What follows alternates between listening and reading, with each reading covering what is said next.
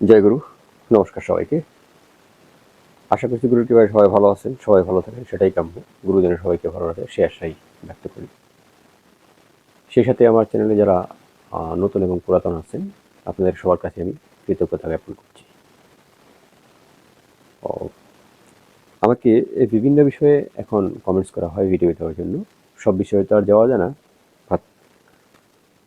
But মোট কথা যেটা সেটা হলো মানে আধ্যাত্মিক বিষয়ের চ্যানেল সেহেতু আধ্যাত্মিক বিষয়ে আলোচনা করা প্রয়োজন বেশি এবং আধ্যাত্মিকতাই বেশি পছন্দ করে। তো আজকে আমরা যে বিষয় নিয়ে কথা বলবো সেটা হলো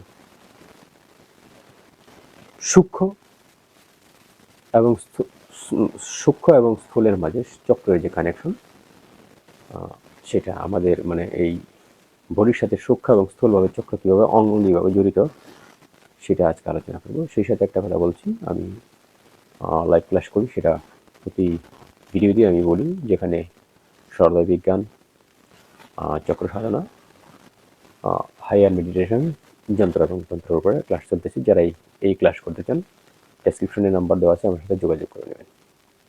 ফেসবুক পেজের লিঙ্কও দেওয়া আছে, সেখান থেকে আপনারা যোগাযোগ করে নেবেন।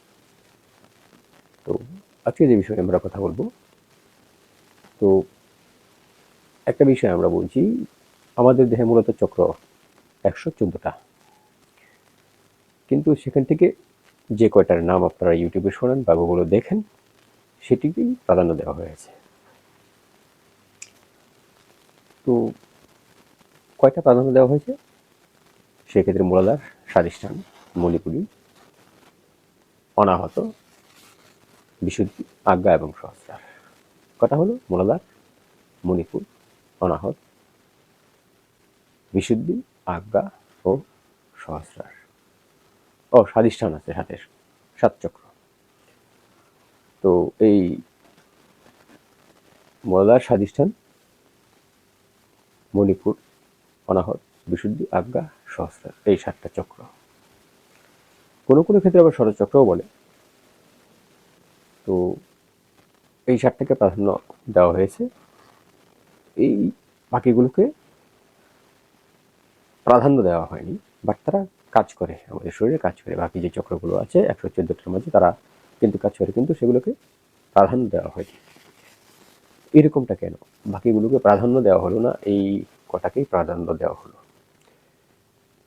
এটার বিষয়টা হলো, তারা কাজ করে ঠিকই আছে, কিন্তু তারা আমাদের সাহায্যকারী চক্র। তারা আমাদের সাহায্যকারী চক্র, মানে তারা যদি নাও থাকে কিন্তু এই 7 চক্র সেই কাজগুলা করতে পারে, মানে সূক্ষ্ম যে বিষয়ের কাজগুলো সেগুলো কিন্তু করতে পারে। কিন্তু এখান থেকে যদি একটি চক্র না থাকে, তাহলে আপনার জন্য বিশাল বিশাল বিপদ। মানে এই 7টা চক্রের, এই মুখ্য এই 7টা চক্র আপনার শরীরে লাগবেই লাগবে। এদের কানেকশন যদি আপনার শরীরে না থাকে, তাহলে আপনার মহা বিপদ। বাকিগুলোর কানেকশন আপনার শরীরে না থাকলেও আপনার এত মহা বিপদ নয়, ঠিক আছে? মানে আপনি বেঁচে থাকবেন অ্যাটলিস্ট। তো এটাকে বোঝার জন্য একটু ভালো করে বুঝি এটা কিভাবে। তো আপনার যদি ধরেন কোথাও আপনি কোনো একটা মৃত ব্যক্তি দেখেন বা মৃত ব্যক্তি, তার কিন্তু সকল চক্রের কাজ তখন আর করে না। মৃত তখন আর সকল চক্রের কাজ করে না, সকল চক্রের কাজ বন্ধ। তো এখন কথা হলো যে এই যে মৃতটা আসলে আমরা কি বুঝি? তো ডাক্তারি ভাষায় আমাদের যদি হার্টবিট বন্ধ হয়ে যায়, মানে হৃদস্পন্দন যদি বন্ধ হয়ে যায়, তাহলে আমাদেরকে মৃত বলা হয়। বাট আধ্যাত্মিকতায় এরকমটা বলা হয় না, শাস্ত্রীয়ভাবে এরকমটা বলা হয় না। শাস্ত্রীয়ভাবে এরকমটা বলা না বলার কারণও আছে, সেটার আমি ব্যাখ্যা করছি। তো মূলত প্রাণবায়ু এই দেহে না থাকলে তাকে মৃত বলা হয়। এটা শাস্ত্রের একটা কথা, এটাও না, আমি এটাকেও আরও যথেষ্ট ক্লিয়ার করব, সেই বিষয়ে বলছি। ধরেন আপনার 7টা চক্র আছে কিংবা 114টা, যেটা আপনি ধরেন। প্রথমত 114টা বুঝে নিই। 114টা চক্র আমাদের পায়ের মাঝে আছে, ঠিক আছে, হাতে আছে, আরো অন্যান্য জায়গায় আছে। তো যদি কোনো একটা ব্যক্তির হাত কেটে ফেলা, মানে এক হাত যদি কেটে ফেলা হয়, তাহলে কিন্তু সে বেঁচে যাবে। যদি 2 হাত কেটে ফেলা হয়, তাহলে সে বেঁচে যাবে। এখান থেকেও কেটে ফেলে, এখান থেকেও কেটে ফেলে, তবুও সে বাঁচবে। ঠিক পায়ের ক্ষেত্রেও যদি তার পায়ের পাতা কেটে ফেলে, মানে পায়ের তলা যেটাকে বলা হয়, সেটাকে যদি কেটে ফেলে, তারপরেও বাঁচবে। যদি হাঁটু থেকে কেটে ফেলে, তারপরেও বাঁচবে। যদি উরু অবধি কেটে ফেলে, তারপরেও বাঁচবে। তো বিষয়টা হলো, এই যে আমার পায়ে যে চক্র আছে, তাকে কিন্তু কেটে ফেলে দিলাম, তারপরেও কিন্তু আমি বাঁচলাম। হাতে যে চক্র আছে, সেগুলোকে কেটে ছেটে ফেলে দিলাম, তারপরেও বাঁচলাম। কেন? এগুলো ছাপ চক্র, বললাম না এগুলো ছাপ চক্র। তো এগুলো না থাকলেও মানুষ বাঁচে। কিন্তু আপনি যদি এই যে 7টার যে কোনো একটা চক্র, এটা যদি আপনার শরীরের সাথে, ওরা আপনার স্থূল শরীরের থেকে বের হয়ে গেছে, আপনার যে অংশ ওরা ছিল, সেই স্থূল দেহ আপনার দেহে নেই। মানে যে সাবচক্রগুলা, যে অংশ ওরা ছিল, সেই অংশগুলো আপনার দেহে নেই, তারপরে কিন্তু আপনি বেঁচে আছেন। তারপরেও আপনি বেঁচে আছেন। চক্রের সম্পর্ক কিন্তু, ওই চক্র তো সূক্ষ্ম, তো সূক্ষ্ম সম্পর্ক আপনার স্থূল দেহের সাথে। ওকে যখন কেটে ফেলা হলো, পা যখন কেটে ফেলা হলো, তখন পায়ের যে চক্রটা ছিল, সেটাও কিন্তু বাদ হয়ে গেল, সূক্ষ্মটাও বাদ হয়ে গেল, সেই চক্রের কাজ বন্ধ হয়ে গেছে, মানে সূক্ষ্মটা বাদ হয়ে গেছে, এবং স্থূল রূপে যে আপনার পাটা ছিল, সেটাও কিন্তু কেটে ফেলা হলো। তাহলে সূক্ষ্ম সূক্ষ্ম চক্র যেটা স্থূলের সাথে সম্পর্ক ছিল, সেই সম্পর্ক নেই, তারপরেও কিন্তু আপনি বেঁচে আছেন। কিন্তু যদি আমার শরীরের অঙ্গ প্রত্যঙ্গ আমার, মানে মূলাধার চক্র থেকে এই সহস্রার অবধি যে কোনো একটা চক্র আপনি কেটে ফেলে দেন স্থূল সবে, মানে চক্র যে লোকেশনে অবস্থান করে, সেই জায়গার স্থূল যে মাংসটা আছে, বা যে বডিটা আছে, যে পার্টটা আছে, সেটাকে যদি কেটে ফেলে দেওয়া হয়, ঠিক আছে, মানুষ কিন্তু মৃত, ওনাকে কিন্তু জীবিত করতে পারবেন না। এক্সাম্পল ধরেন, মাথাটা বাদ দিয়ে দেওয়া হলো,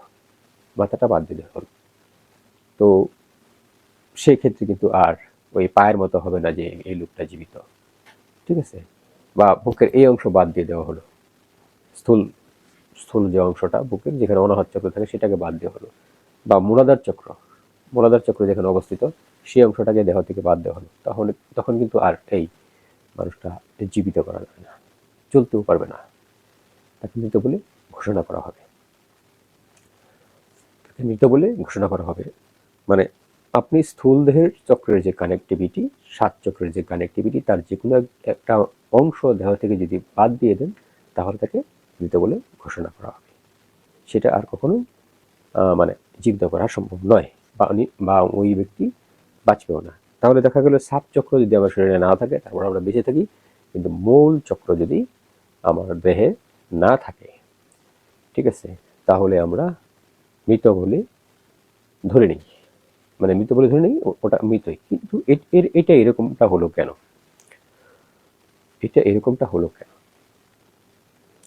যে শরীরের দেহের এই যে সাব চক্রগুলো আছে, সেগুলো বাদ দিয়ে দিলেও মানুষ জীবিত থাকে, আর এই মানে যে 7টা বাকি, যে 7টা মুখ্য চক্র, সেই 7টা চক্রের যে কোনো একটা চক্র যদি বাদ দিয়ে দেওয়া হয়, তাহলে মানুষ মৃত কেন? এরকমটা কেন? কারণটা হলো, এই 7টা চক্রই হলো আপনার মূল চক্র। এদের যে কোনো একটা ইনব্যালেন্স হয়ে গেলে, মানে একটার সাথে যদি আরেকটা কানেকশন তৈরি করতে না পারে, তারা তো প্রাণের সাহায্যে কানেকশন তৈরি করে, তো একটার সাথে যদি একটা কানেকশন না করতে পারে, তখনই আপনি মৃত, আপনাকে মৃত বলে ধরে নেওয়া হয়। তারা যেহেতু মেরুদণ্ডে আছে, ওপরেও আছে, আবার এইখানেও আছে, যখনই একটার সাথে আরেকটা কানেকশন তৈরি করতে না পারবে, ডিসকানেক্ট হয়ে যাবে, তখনই আমি মৃত, আমাকে মৃত বলে ঘোষণা করা হয়। এই 7টা চক্র যদি আপনার ইনব্যালেন্স হয়ে যায়, ঠিক আছে, তাহলে তো নানান ধরনের অসুখ বিসুখ আসেই, সেগুলো তো আসেই। 7 চক্র ইনব্যালেন্স হয়ে গেলে বেশিরভাগ মৃতই।